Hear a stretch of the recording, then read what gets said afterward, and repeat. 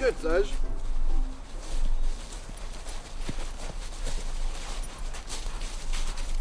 Allez, Antoine. C'est bestial. Alors, je m'appelle François-Xavier Manin, j'ai 53 ans. J'ai une enfance très très difficile, due à mon handicap, mais à l'époque je ne savais pas. Des études, j'en ai fait très peu. Et après, à l'âge de 14 ans, je me suis retrouvé à travailler comme un adulte. Et j'étais heureux de travailler dans les premiers restaurants parce que je crevais de faim. Et sur le tas, j'ai appris au fur et à mesure. J'ai pris de l'assurance, des compétences, des connaissances. Et je suis jamais retourné en cours en fait. Et puis c'est une aisance naturelle dans le contact, dans le service. Et donc je suis passé en cuisine. À l'origine, je voulais pas faire cuisinier. J'ai aimé au fur et à mesure. Et maintenant j'adore ça quoi en fait. J'ai appris à faire la cuisine à l'ancienne. Après j'ai eu une période où on voulait me faire des concours parce que j'étais assez bon, j'étais chef à 22 ans. J'ai aussi fait de la signalétique pour les restaurants. Mais comme je connaissais pas la nature de mes problèmes, je faisais trop d'erreurs. C'est des troubles 10 et le plus connu c'est la dyslexie. C'est pas un énorme problème en fait. J'ai pas la mémoire, j'ai des troubles de mémoire. Mais tout ça dans un bar, dans un bistrot, c'est pas bien grave. Et j'ai ma calculette, et j'ai mon ordi, et voilà, j'arrive quand même. Mais c'est vrai que pour travailler pour un patron, par contre, c'est complètement différent. Moi, ma façon de travailler est adaptée à moi. J'ai essayé plusieurs fois d'arrêter en faisant d'autres métiers. Et je suis toujours revenu à la cuisine. En fin de compte, ça a été une bouée de sauvetage et c'est devenu un plaisir.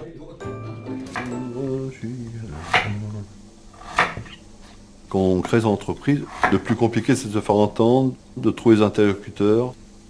Beaucoup de gens vous mettent le grappin dessus pour profiter de la situation, car vous êtes en état de stress, de peur de ne pas y arriver, de peur de ne pas ouvrir à temps. Et on vous fait dépenser de l'argent que vous n'avez pas besoin de dépenser. Par contre, c'est plus la gestion du démarrage qui est dure que le démarrage par lui-même. Pour qu'on vous signe votre bail, il faut que vous soyez inscrit à la Chambre du commerce. Quand vous êtes inscrit à la Chambre du commerce, les frais de l'entreprise commencent.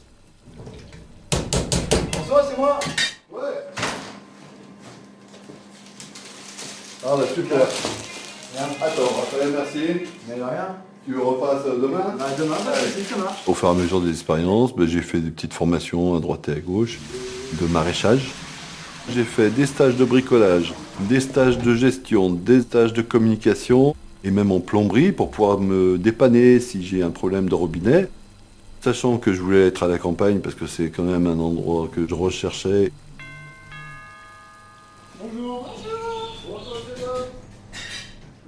Vous voulez manger pour quelque chose? Vous voulez manger pour 2 personnes? 2 personnes. Ben, je commence le service de midi à midi. Ouais. Combien? Et surtout, après aussi s'adapter. Il faut savoir faire une affiche, il faut savoir faire réparer un robinet. L'entourage aussi, c'est important quand on crée son entreprise. Moi, je vois que, bon, je suis pas super entouré, Merci beaucoup. mais le peu que j'ai, c'est top, quoi. Voilà. Je téléphone à ma sœur hier, hop, elle est venue. Ses enfants aussi viennent t'entendre un petit coup de main. Chouette. Une affaire, c'est comme un bébé. Hein. On la travaille, on réfléchit dessus, puis après on affine, et puis on revient en arrière parce qu'il y a des choses que des fois on va trop loin donc vraiment on affine.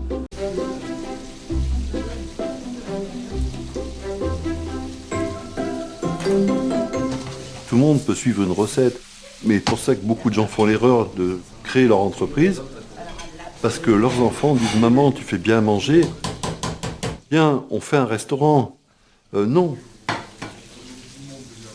Si vous n'avez rien pour renouveler, si vous n'avez pas les compétences pour renouveler, faut y réfléchir vraiment à 2 fois, même voire éviter et surtout pas s'endetter. Se préparer soi-même et préparer son entreprise. Et déjà anticiper ce qui va se passer après. La gestion, la rigueur dans le travail, savoir où on va, de ne pas surestimer, de rester quand même un petit peu humble, mais en le disant. Un petit peu comme la personne qui dit « je suis modeste, mais il faut bien que je le dise pour qu'on le sache ». Une entreprise, elle doit toujours aller en montant, elle ne doit jamais descendre. Ou cas exceptionnel. Mais sinon, elle doit toujours... pour se pérenniser, il faut quand même toujours développer. Donc, il vaut mieux partir de bas et monter qu'aller trop vite et de redescendre, parce que ce qui arrive la plupart des cas. C'est sûr que ça pourrait être mieux. Toujours, on peut toujours faire mieux. Ça, c'est à savoir qu'on veut créer cette entreprise. Ne pas se contenter de ce qu'on a. C'est pour ça que j'ai fait ma crèche, mon machin. Hop, ça va me faire un petit billet. Je vais pouvoir acheter quelque chose. Je vais pouvoir faire quelque chose. Et une plus belle communication.